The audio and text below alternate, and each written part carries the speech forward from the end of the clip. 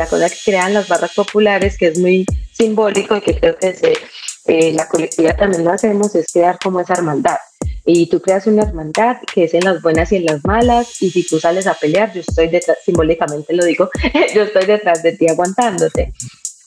Pero luego entonces entender que ese amigo, ese pana mío, es un acosador, es un violador, es un maltratador, me empieza a cuestionar mucho como yo qué hago aquí apoyando estas prácticas.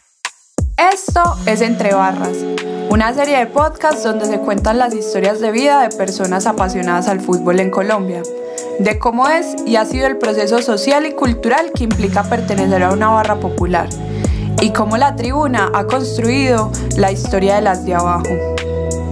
Nosotras, Construyendo Historia, es el nombre de la tercera temporada, donde cada episodio será un viaje a esas narraciones íntimas y colectivas que muestran que el barrismo también se escribe en femenino y tiene voz de mujer. En la casa, el campo, la calle, la escuela, el trabajo, el transporte, la cultura, el arte, la diversión, la ciencia, el gobierno, las 24 horas del día y los 365 días del año, desde que nacen hasta que mueren, las mujeres enfrentan un proceso de ensamblaje.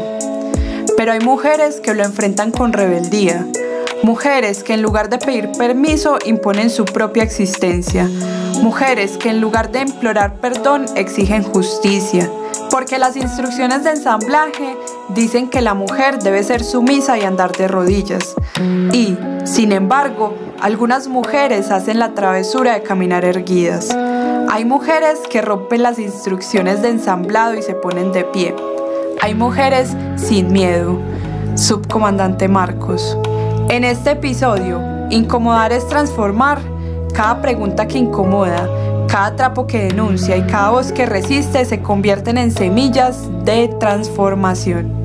Con Sara y Laura de la colectiva Tribuna Feminista DIM, descubrimos cómo el fútbol también puede ser un espacio de lucha y libertad.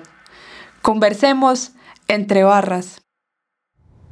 Bienvenida a este segundo episodio de Conversemos entre barras. Les habla Melissa Olarte, es un placer saludarlos hoy con dos super invitadas, pero primero vamos a conocer a mi compañero de estudio. Hola a todos y todas, espero que se encuentren muy bien.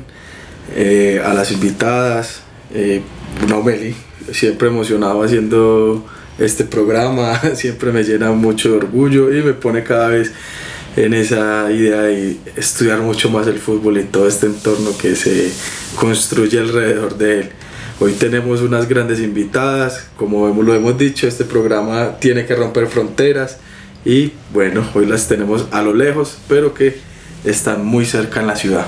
Compañeras, ¿quién quiere iniciar presentándose, contándonos quién es, de qué colectiva viene y un poquito qué es lo que hace?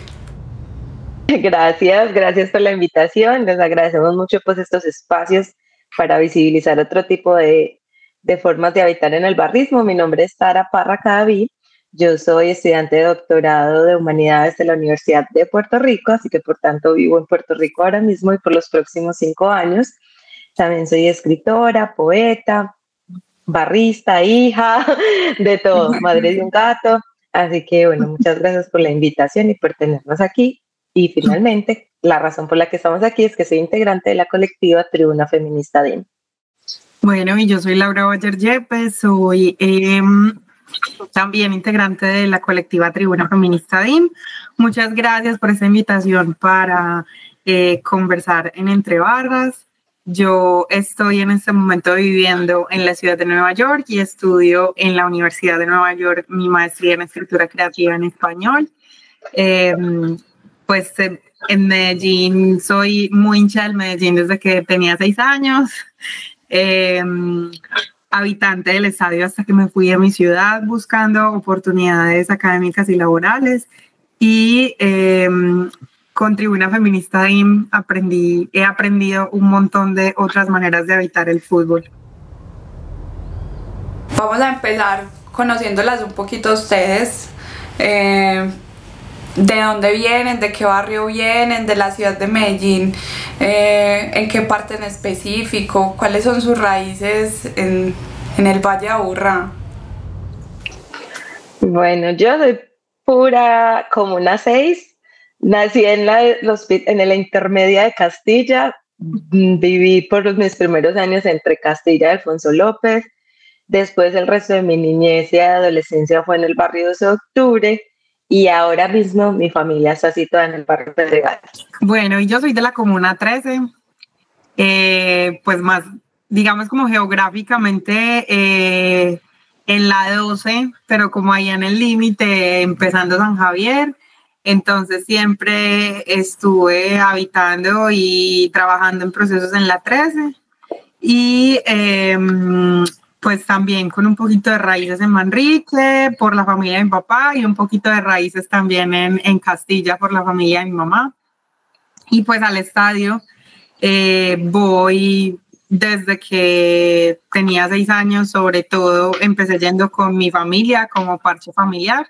Y después fui encontrando amigas y amigos en el camino para ir habitando el Atanasio Girardot y otros barrios. Sara, ¿y tú cuándo empezaste a ir al estadio? Yo vengo de una familia hincha del Medellín, más que futbolera, es una familia hincha del Medellín. Así que la abuelita iba al estadio hasta que se lo prohibió el doctor de 3 preinfartos, así que la abuelita dejó de ir al estadio. Luego ya fue la mamá y los tíos. La mamá y los tíos, entonces mis memorias de chiquita del estadio es en Tribuna Occidental comiendo sándwiches llevado en una bolsita, y luego ya mis memorias más de adolescente ya es habitando la Tribuna Norte. Mis hijos, y así serán los hijos de mis hijos, aquí nadie se le pregunta, aquí se nace hincha del Medellín, y ese es mi recuerdo más lindo del estadio, como que primero yo como que en mi mente tengo toda la trayectoria. Primero en una tribuna muy familiar y económica, como era Occidental, donde podías entrar tu comida, los niños eran gratis. Luego me acuerdo que pasamos a la tribuna sur, porque era la más económica y porque éramos niños, no podíamos entrar al norte. Y a mis 15 años le dije a mi mamá que si me daba permiso de ir a esa tribuna del frente, donde yo veía a la gente cantando y saltando. Y ella la primera vez me dejó ir con mis primitos. La segunda vez nadie podía ir por un tema económico y yo ahorré de mis algos de la escuela y ya fui a Norte, y ya de ahí hasta que me tocó irme por cuestiones laborales y académicas como en Jolao, pero hasta el final de mis días en Medellín. Y cuando voy, yo lo que habito y a donde voy es a la Tribuna Norte. Lau, ¿y vos cómo llegas al estadio? ¿Cuál es tu experiencia? Bueno, realmente yo no tengo una experiencia tan color de rosa como Sara. La mitad de mi familia es hincha del Nacional. Realmente yo llegué al estadio porque cuando yo era niña siempre he tenido familia muy futbolera, de los futboleros no que solamente siguen al Medellín Nacional, sino que cualquier partido que estén pasando por televisión, todo el mundo se sienta a verlo, y siempre es un parche mirar partidos de cualquier liga, de cualquier Copa del Mundo, de cualquier, mejor dicho. Entonces, yo siempre quise que me llevaran al estadio, y yo lo pedía, que me llevaran al estadio. Si mis papás me hubieran escuchado y me hubieran llevado al estadio, probablemente sería hincha del Nacional. Pero resulta que la que me escuchó fue mi tía y mi abuelo, que empezaron a llevarme al estadio, y ellos dos son hinchas del Medellín. ¿La colectiva cómo nace? ¿Cuál es la historia detrás de Tribuna Feminista DIM? Bueno, en el 2020, después de un proceso social con la Barra Resistencia Norte, como aislando esa respuesta de cómo llegamos al estadio, en el 2005 yo llego a la Tribuna Norte, y empiezo a hacer amigos barristas, que me hice amigos de ellos en el día a día. Yo también fui sola, y en el día a día empecé a hacer un grupo de amigos que eran los mismos peludos que siempre estaban ahí, en las buenas y en las malas. Entonces siempre eran los mismos 5, y ahí empezamos a hacer amistad. Y ahí es cuando yo entro a pertenecer al grupo, al parche de Santa Cruz. Entonces, con ellos empezamos pues como un proceso también de trabajo en pro del empoderamiento femenino, de aceptar a las mujeres dentro de una barra, de que una mujer lidere más allá de ser la secretaria que lleva las cuentas o la contable, sino que también su voz sea escuchada. Y por mucho tiempo yo fui la líder oculta de mi parche, porque a las reuniones de líderes de barras iban una persona, pero realmente quien manejaba todo el tema de la barra, la organización y la planificación era yo. Hasta que un día este líder se va del país y no hay nadie mejor que yo que conozca la barra, y recuerdo que me lleva otro hombre a decirle a los líderes de Resistencia Norte como que ella es nuestra líder y ella nos va a representar. Por supuesto fue un escándalo, pero de alguna manera fue aceptado por otros procesos, pues digamos como por el tiempo que yo llevaba dentro de la barra, las cosas que iba haciendo, etcétera, etcétera. Con esa, digamos, ya con esa visibilización como líder de un parche, yo también me empiezo a involucrar en las cosas sociales de la barra. Entonces empiezo a trabajar, pues esto es mucho antes de que naciera algo llamado cultura del fútbol y demás, cuando la barra pues siempre ha hecho proyectos sociales, como regalar los útiles escolares o celebrar las navidades en los barrios, celebrar el Día del Niño, pero obviamente siempre había un problema y era el tema organizacional. Entonces digamos que lo empezamos a liderar una compañera y yo, desde un asunto más propositivo, menos asistencialista, más pedagógico, y ahí nace un grupo social que se llamó Resistencia Social, y con Resistencia Social empezamos a trabajar con las personas dentro de la barra interesadas en todos los aspectos sociales, tanto de la ciudad como del país y el equipo, y ahí creamos un buen grupo. No es una sorpresa, pero en todas estas partes, digamos, de acción del cuidado, como sabemos, recaen las mujeres y por ende el grupo era mayoritariamente de mujeres. Y ya con esas mujeres teníamos pues cursos de pedagogía, hablamos de inteligencia emocional, de alguna manera de cultura de fútbol, pero no con el nombre que ya después tuvo la alcaldía, sino de por qué es importante una cultura en la cancha, etcétera, etcétera, el impacto que teníamos como barristas dentro del mundo, dentro de la ciudad y el país. Y con Resistencia Social, entonces empezamos a ver que muchas mujeres empiezan a expresar ciertos temas de las cuales en común todas sufríamos: acoso, violencia de género dentro y fuera del estadio, rechazo, y empezamos como a dialogar sobre eso y nos invitan a ser parte de la Coordinadora Futbolera y Feminista de Colombia, que es básicamente la organización donde nos congregamos todas las organizaciones y colectivas feministas del país. Cuando nosotros proponemos esto dentro de la barra Resistencia Norte, nos dicen que no, porque la barra no quiere afiliarse a una idea de género, a una ideología de género, como el feminismo, y entonces nosotras decidimos hacer una colectiva aparte, donde no solo se integran mujeres de la barra Resistencia Norte, sino también mujeres de otras barras, en otras tribunas, e hinchas en general del Deportivo Independiente Medellín. Hay que tener tres cosas en común para ser parte de la colectiva, y es que nos guste la tribuna, o que nos guste el fútbol, o que seamos jugadoras, o sea, que habitemos el fútbol de una u otra manera, que seamos feministas, no importa cuál sea tu corriente, pero ser feminista es muy importante, y obviamente ser hinchas del Deportivo Independiente Medellín. Por eso somos tribuna, feminista, DIM. O sea, esos son como los tres aspectos que nos congregaban, y ahí nace la colectiva en 2020. Después, por situaciones internas dentro de la barra, Resistencia Social desaparece, pero la colectiva queda, y queda como una parte fuera de la barra popular, porque incluso cuando pues planteamos la idea de crear una barra de mujeres que cuestionen el patriarcado dentro del barrismo popular, nos dijeron que no era posible. Entonces nosotras decidimos seguir adelante con el proyecto, pero afuera de Resistencia Norte.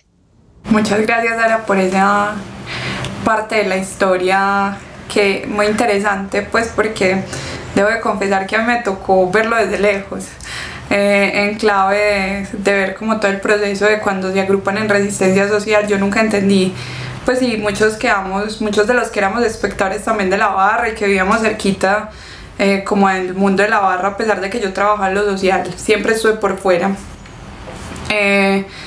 ese ejercicio de resistencia fue muy importante, pues porque cuando ya uno deja de ver a Sara, la líder de Santa Cruz, y la empieza a ver como la líder del colectivo feminista, y entonces empieza a entender la transformación, no solamente en términos de la práctica, sino también del cuestionamiento de los mismos compañeros que ella quiere, que ella, pues que con las que generó y que con las que tiene experiencias, con las que hay amores también y vínculos. Yo creo que si vas a todos los parches, ahí hay una mujer, lo que llamaríamos en la segunda línea, y ese es el gran problema. Tú vas a la reunión de líderes de los parches y hay un montón de hombres. Creo que ahora podrán haber 3, 4, 5 mujeres, más que en mi época que era solamente yo, a veces estaba otra compañera, pero realmente ahora sé que hay más mujeres que van a las reuniones de líderes, pero si tú vas adentro a cada combo, hay una mujer que es la que maneja las finanzas, maneja la organización, maneja todo el tema social de la barra, y creo que dentro de los combos, o sea, siempre yo le digo a mis compañeras que nosotras, y mi intención siempre fue implosionar, como que desde adentro hacia afuera, porque es que desde afuera hacia adentro es muy complejo, porque sabemos que las barras populares son muy cerradas a lo nuevo, entonces lo que ya está estructurado ahí es. Por eso yo nunca he dejado de ser de la barra, o sea, yo sigo siendo parte de mi parche Santa Cruz, ya no como líder, pues porque no estoy físicamente en la ciudad, y porque también me peleé mucho con ciertas ideas del barrismo popular que practicábamos dentro de la Resistencia Norte. Claramente es cuestionar mis amigos, como tú le dices, cuestionar mis hermanos, porque la cosa que crean las barras populares, que es muy simbólico y que creo que la colectiva también lo hacemos, es crear como esa hermandad. Y tú creas una hermandad que es en las buenas y en las malas, y si tú sales a pelear, yo estoy detrás, simbólicamente lo digo, yo estoy detrás de ti aguantándote. Pero luego entonces entender que ese amigo, ese pana mío, es un acosador, es un violador, es un maltratador, me empieza a cuestionar mucho como yo qué hago aquí apoyando estas prácticas, yo porque soy amiga de esta persona, y termino alejándome de muchas personas, de otras pues sigo siendo amigas porque no todos son violentos, acosadores, tengo amigos que realmente son hombres muy íntegros dentro y fuera de la barra, pero me empezó a cuestionar, y también empezamos a recibir mucho acoso por crear un nuevo colectivo. Entonces no solamente es, ya somos, en algún momento alguien dijo, porque son disidencia, están en contra de la barra, son enemigas, y nosotros no somos enemigos de nadie, por eso yo te decía, es que no se puede construir cuando no se acepta la diferencia. Entonces tú dices que, o sea, yo hasta el sol de hoy, yo voy y entro, a la tribuna norte, yo asisto, yo saludo a los que son mis amigos, otros quizás como que no les caigo bien y está bien, pero hasta el momento no he sido como que echada de alguna manera dentro del barrismo popular de la Resistencia Norte. Pues esa es mi postura, como que yo no me voy a ir de un lugar al que pertenezco porque siento que pertenezco por cómo me relaciono con el fútbol. El barrismo básicamente es una decisión de relacionarse con un equipo de fútbol y con el fútbol. Yo no me veo sentada en una tribuna viendo fútbol, yo necesito saltar, cantar, gritar, llorar, viajar, perseguir al Independiente Medellín, ir con mis trapos de mi parche Santa Cruz, mis trapos de mi colectiva, las banderas, etcétera. Así que yo asumo seguir a un equipo desde el barrismo, y yo sé que eso pues contradice muchas veces también esta idea feminista de querer no habitar estos espacios que no son seguros para todas las mujeres. Y esa contradicción yo ya la tuve y yo ya la solucioné y yo ya estoy en paz con eso. Sara, muchas gracias con esa contextualización para los oyentes, porque pues nosotros podemos tener un poco de conocimiento porque habitamos el estadio, vivimos la barra, pero con esto mucha gente alejada de la tribuna, que solo lo ve desde televisión, escucha la radio o es un comentarista, va a entender esas otras estructuras y formas de cómo se vive el barrismo, ser hincha, aficionado. Pero también me gustaría que Laura le contara a los oyentes cómo fue esa relación con el colectivo Tribuna Feminista, ¿Cómo fue ese acercamiento, ser parte de eso? ¿Vivió lo mismo que Sara? Esta como generalidad que les acaba de contar Sara, en mi caso particular es como soy el ejemplo de lo que ella acaba de decir, soy el ejemplo. Porque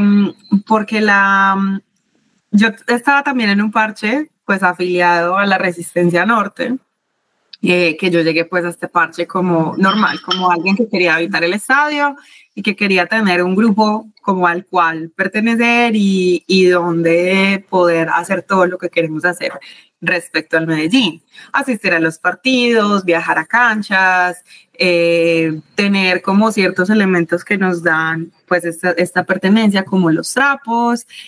Yo por ejemplo llegué a este parche porque es un parche donde estaban interesados en nombrarse como barristas sociales y hacer proyectos de barrismo social, pero entonces mi primera inconformidad con este tipo de cosas es que a pesar de que la barra estaba definiéndose desde ahí, bueno, el parche estaba definiéndose desde ahí, en la realidad eso no pasaba, en la realidad había un montón de proyectos sociales que se quedaban sin hacer, había un montón de discusiones que yo quería dar y fue como si yo las viera sola. Entonces hubo un momento en el que yo creo que me puse tan cansona con el líder del parche que él me dijo como, ve, ¿sabes qué? Te voy a presentar a las chicas de Resistencia Social. De pronto con ellas tú puedes hacer lo que quieres hacer. Entonces, así fue que llegué a conocer a otra de las fundadoras de Tribuna Feminista, DIM, que se llama María Clara Fonseca. Con Clary, pues yo llegué al proceso de Tribuna cuando Resistencia Social se estaba disolviendo realmente, pero entonces María Clara y Sara me dijeron, pues en realidad tenemos este proyecto aparte porque está sucediendo esto con Resistencia Social, entonces pues sumate acá. Realmente Tribuna nació en la pandemia, entonces como que en la pandemia yo también viví una transformación muy importante como persona y como feminista. Yo me empecé realmente a nombrar feminista en la pandemia y cuando regresé al estadio después de la pandemia fue como, uy, había tantas cosas que no, que tenía muy naturalizadas o que me hacían sentir este malestar que se explican mucho desde las posturas de género que ahora conozco.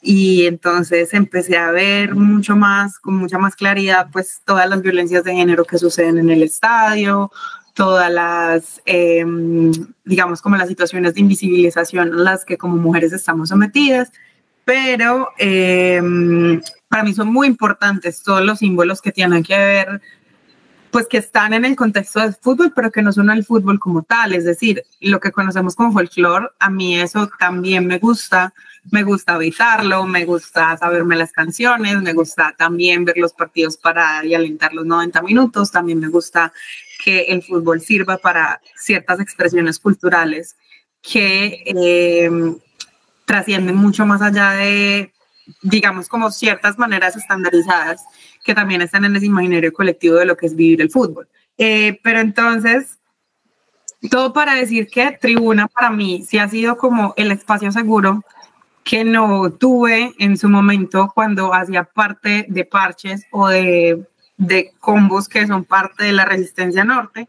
y al mismo tiempo ha sido un espacio donde yo puedo decir como esto es lo que me gusta de ser barrista o de ser seguidora, y quizás con esto no converso tanto, y está bien. Nadie me está quitando ni el carnet de barrista ni el carnet de feminista. Entonces, digamos que por decisión personal, si digo que hago parte de la colectiva y no hago parte de la barra, pero me parece que una de las cosas más hermosas que tiene Tribuna es que haya mujeres que puedan decir, yo no hago parte de la barra, hago parte de la colectiva, o hago parte de la barra y aún así puedo como llevar mi propia resistencia con los temas y la agenda que propone la colectiva, porque creo que es muy importante para las luchas en equidad de género que las personas que en serio no ven la necesidad de las discusiones que da el feminismo entiendan por qué nos ayuda a crecer como sociedad, que las personas que ya estamos convencidas de lo que el feminismo nos ayuda, pues nos sigamos haciendo como eco entre nosotras. Continuemos escuchando la colectiva Tribuna Feminista DIM. Conversemos entre barras.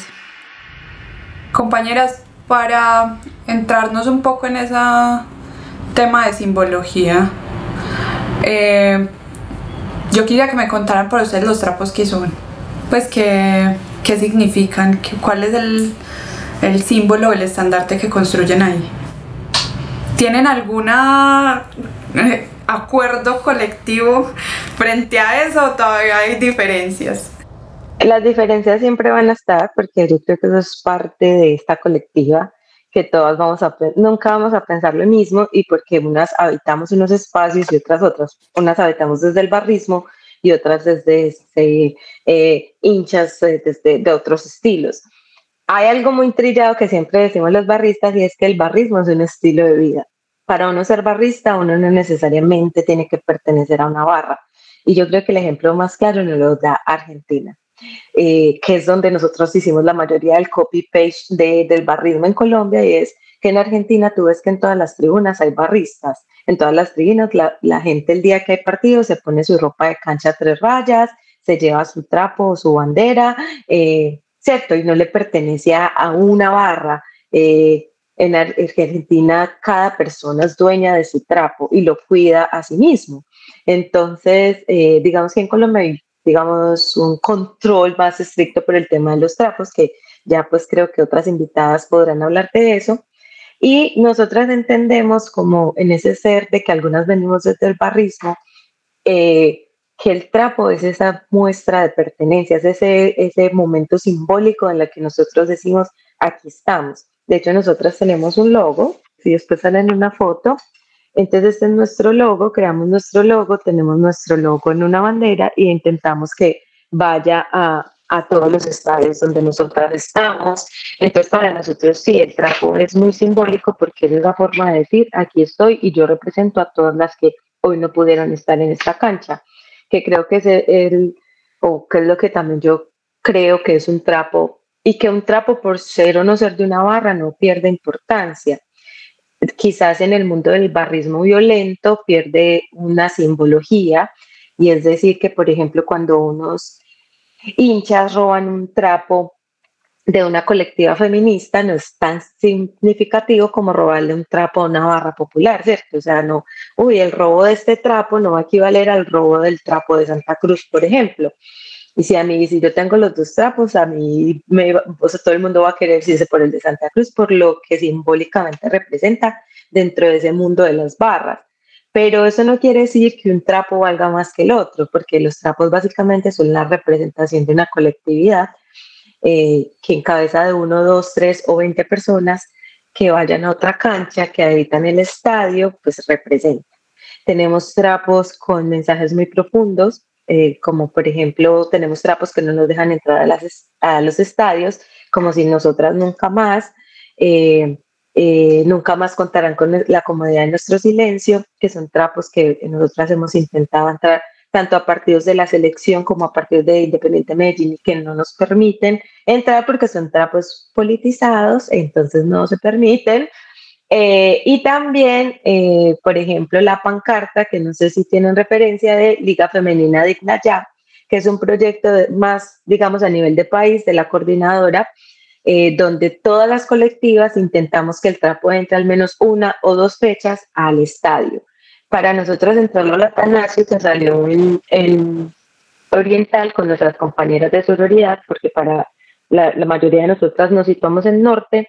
En Norte preguntamos si estaría bien sacarlo, y como el control es un poco diferente, nos dijeron que no, así que lo sacamos en Oriental. Lo sacaron en Oriental las compañeras de sororidad, y luego lo pasamos a Occidental a las compañeras de Fortineras del Once Caldas, que son un colectivo feminista de mujeres que está dentro de la barra del Once.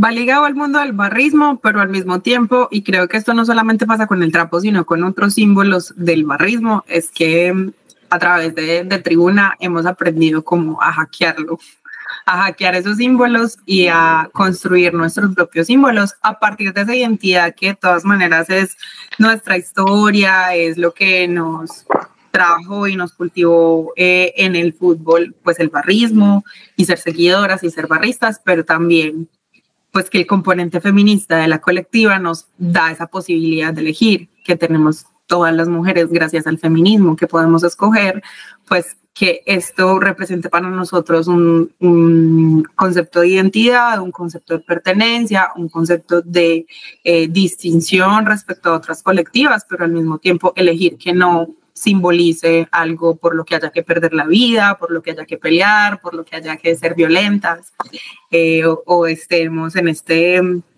esta dinámica también machista, patriarcal y violenta de que los trapos son un botín de guerra. Pues elegimos no tener esa parte, pero sí la parte de todo lo que tiene que ver con el símbolo cultural y el nombre. Muchas gracias, porque entender ese rol de trapos desde todas las tribunas, desde las formas que uno se piensa el fútbol, va dando como diferentes identidades y valores a eso. ¿Cómo fueron esos ires y venires de la colectividad para posicionarse? ¿Tuvieron algún proceso de exclusión, violencia? ¿Y qué personajes o también instituciones les ayudaron a esa configuración y que se mantenga hoy en día? Qué buena pregunta. Nada, estamos aquí a puro pulso. Cuando nosotros empezamos en 2020, hubo mucha resistencia por parte de muchas personas. De alguna manera nos pusieron a elegir como o son colectiva, tribuna feminista o son de la barra.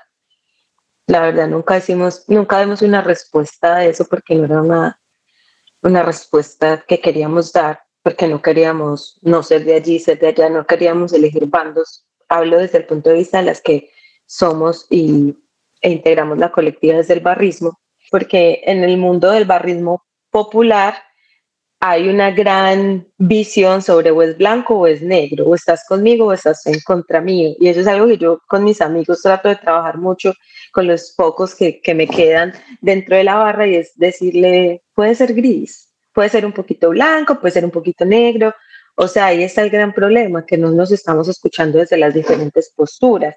Si bien somos una colectividad, un grupo gigante como lo son las barras populares, hay muchas pequeñas voces ahí que también hay que escuchar, que son lo que hacen esto tan grande. Cuando tú cierras esa puerta, ya no eres una colectividad, ya no eres un grupo, eres una persona, eres un líder con ciertos seguidores que no cuestionan, no preguntan, no opinan.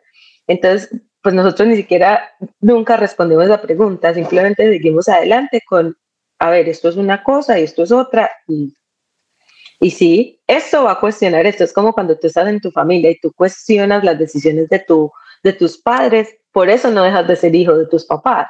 Y nosotros no íbamos a dejar de ser parte de una barra popular por querer, digamos, trabajar por el tema de los derechos de las mujeres en todos los espacios, especialmente en espacios deportivos y en espacios futboleros donde hay mucha vulnerabilización de los derechos de las mujeres. La gran diferencia es que a veces uno entre tantas luchas aprende como a resistir, a crear un cascarón para que esas opiniones, esa mirada despectiva no te acabe, pero igual es muy desgastante. Entonces Tribuna sí sigue teniendo de hecho un proceso de exclusión.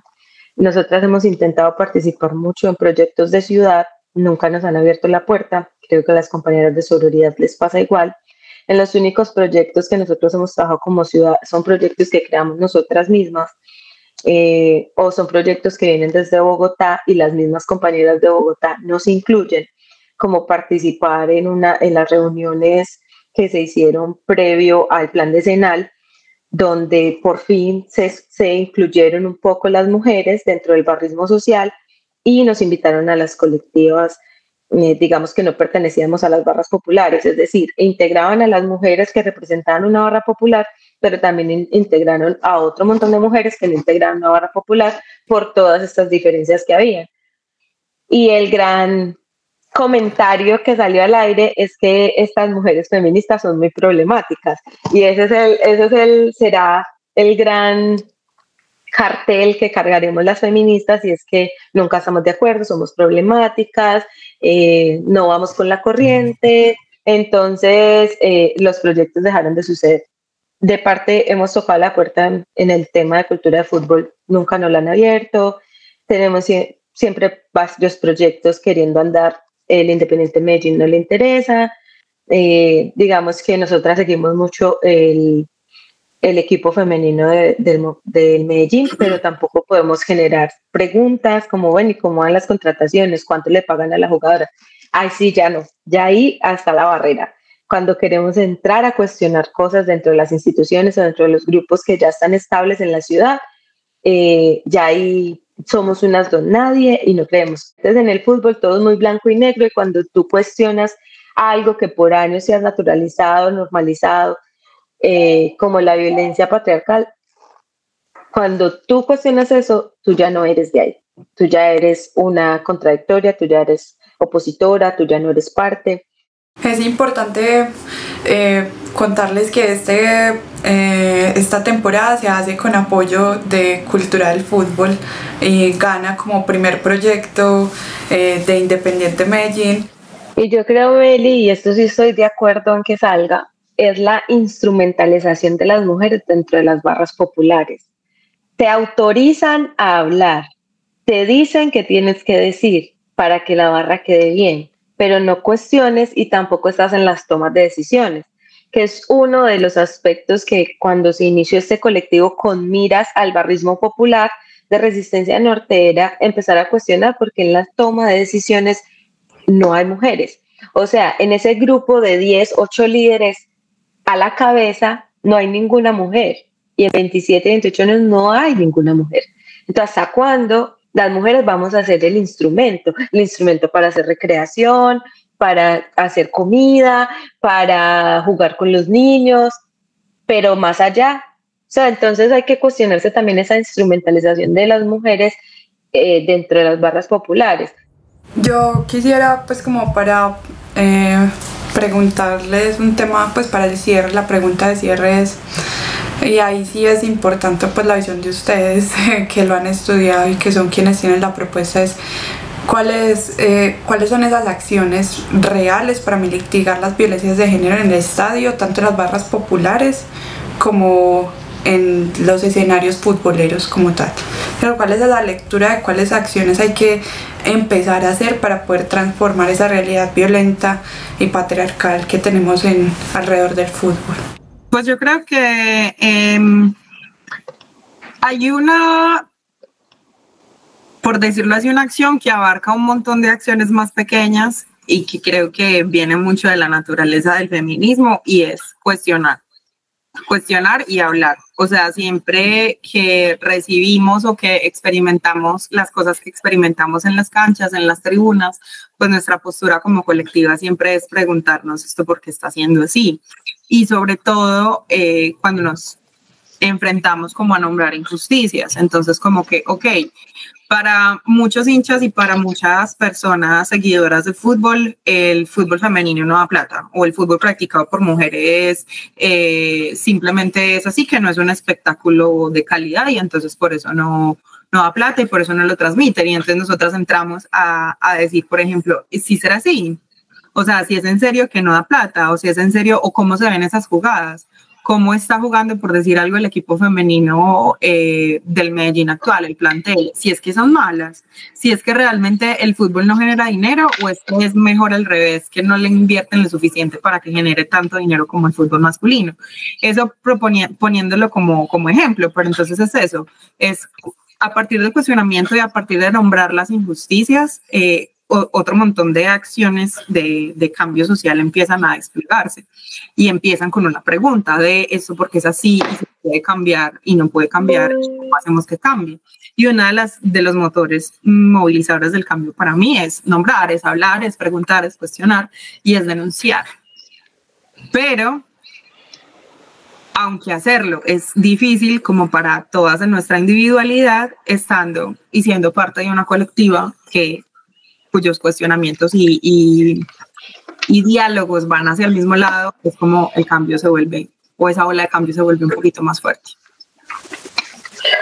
Bueno, desde mi punto de vista, yendo en la línea que estaba Lauris, es cuestionar, reconocer y actuar.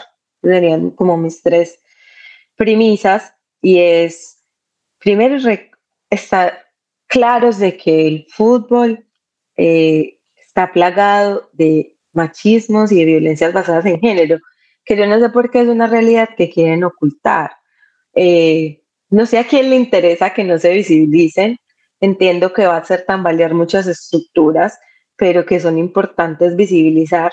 Y una vez esto reconocido y cuestionado, entonces, ¿qué vamos a hacer con ello? Yo estaba pensando en un ejemplo que estábamos hablando como de los proyectos que pueden desarrollarse como ciudad o como territorio, como de parte del Estado, y es, si, no vale simplemente con, ay, ok, no, si reconocemos que en las barras hay mujeres, ajá, ¿y qué más vamos a hacer con eso? No, chévere que estén ahí, pero ¿de qué forma están? ¿Cierto? Entonces vamos a cuestionarnos de qué forma están las mujeres dentro de las barras, no solamente las barras populares, sino de las barras organizadas. ¿Cuál es el rol de esas mujeres ahí? ¿Cómo esas mujeres y sus voces son escuchadas o impactan esos grupos?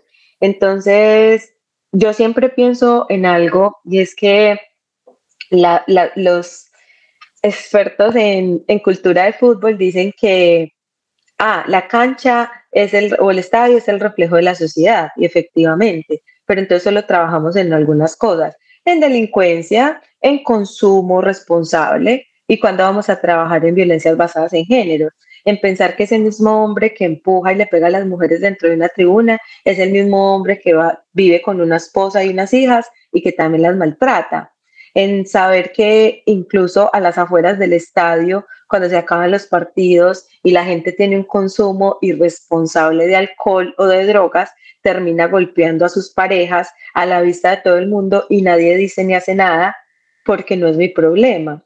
Entonces, cuando reconocemos esas cosas, que no solamente lo que muestra la televisión, sí, las mujeres tiraron un extintor, porque solamente en unas fechas especiales, porque ciertas mujeres y no otras, o sea, no porque no van a tirar el extintor todas las mujeres que quieren tirar un extintor, sino las mujeres que ya están avaladas por un hombre. Y te lo digo porque es lo que a mí me pasó, o sea, a mí me avalaron un grupo de hombres para que yo pudiera pertenecer a una reunión de líderes. En muchos problemas que hubo dentro de la barra, yo no me podía defender, no porque no pudiera, es que no me dejaban, porque inmediatamente venían todos mis amigos hombres a defenderme, a pelear por mí, y yo no, es que ni me daban la oportunidad.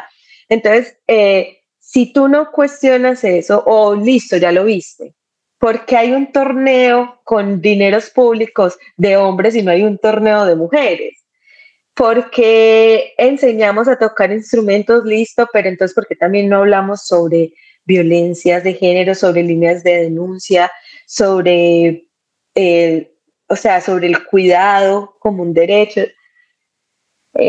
Para mí la acción está en reconocer no solamente lo que le conviene a los señoros del fútbol, sino en reconocer todas las problemáticas que hay dentro del universo del fútbol y empezar a hacer cosas por ello.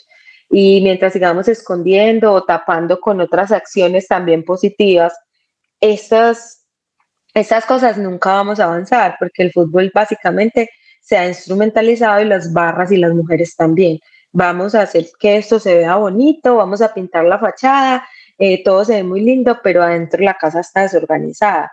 Y eso para mí pues sería como parte de ese cambio, que iniciemos de adentro hacia afuera, más que demostrarle al país y al mundo que somos la ciudad más futbolera, que vivimos el clásico en paz, que no hay problemas, es entonces entender cuál es la raíz de esos problemas y qué tipo de problemas y violencias hay, que no solamente son porque el otro lleve un color diferente al mío, sino porque todo aquel que piense diferente es mi enemigo.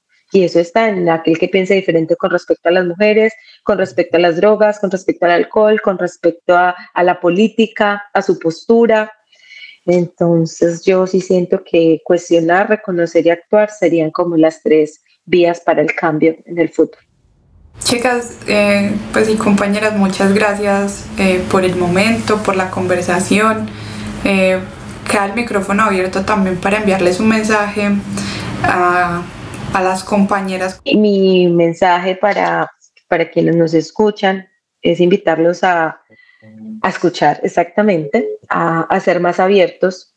El feminismo no es un enemigo de nadie, el feminismo es una postura política, social, muy humana, que busca como un equilibrio en este mundo en el que habitamos los seres humanos, un mundo totalmente desigual para las mujeres o para las que nos enunciamos desde esa postura, y la invitación es a escuchar otras posturas, como cuando escuchamos un partido diferente. No por yo ver un partido de otro equipo me voy a convertir en hincha de ese otro equipo. Yo tengo mis posturas, mi ideología, yo soy hincha del Medellín por unas razones sentimentales, pero también políticas, pero eso no me limita a ver otros partidos, otras hinchadas y escuchar otras perspectivas.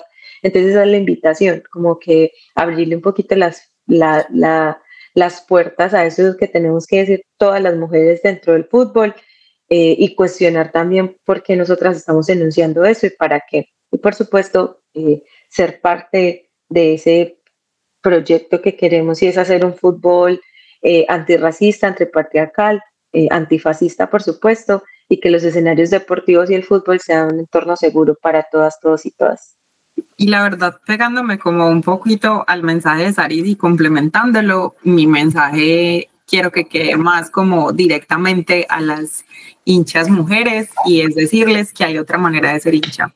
Pues y que no solamente hay otra manera, sino que hay otras maneras, hay muchas, hay muy diversas y caben muy distintas dentro de una misma persona. Y no se es más o menos barrista por querer habitar el fútbol de una manera segura, no se es más o menos barrista por querer pedir una posición de liderazgo o una voz dentro de la barra, no sé, es más o menos barrista si se cuestionan cosas que quizás siempre han sido así, pero que no se sienten tan bien a la hora de la verdad cuando somos más sinceras con nosotras mismas. Entonces es posible cuestionar y seguir siendo parte de, es posible querer ser parte de una manera distinta, pero sobre todo mi mensaje es que posiblemente no podamos ver estos mundos posibles de habitar el barrismo de otras formas, sino, pues como decía Sara, escuchamos, pero también por otro lado, si no tenemos amigas, amigues y amigos, pero en su diversidad completa. Yo quiero invitarles a quienes nos escuchan a que piensen cómo son sus vínculos con la gente de sus parches, de sus barras, de la gente con la que ven fútbol. O sea, es gente que conoce mucho más allá de cantar una canción en coro, de replicar los mismos insultos, de solamente sentarse a tomar. O sea, podremos vincularnos con la gente con la que vemos fútbol de otra manera. Creo que ese también puede ser un buen punto de partida, y sobre todo una gran invitación en general a las mujeres de mi vida y de las vidas de todo el mundo. Tengan amigas. Las amigas se transforman, salvan vidas. En cada gesto de Sara y Laura, en cada trapo que levantan y en cada palabra que comparten, descubrimos que la transformación empieza con lo pequeño, con la pregunta que incomoda, con el canto que resiste, con la amistad que sostiene. Tribuna Feminista DIP nos recuerda que el fútbol también se habita desde la sororidad, y que la verdadera victoria no está solo en el marcador, sino en la posibilidad de tejer juntas un lugar seguro, donde las mujeres se unen, cuestionan y construyen libertad. Entre Barras es producido y dirigido por Laura Melisa Olarte y Juan Diego Acevedo. Edición y musicalización Valentino Campo Lozano. Proyecto beneficiario de las convocatorias de fomento y estímulos para el arte y la cultura 2025. Secretaría de Cultura Ciudadana de Medellín.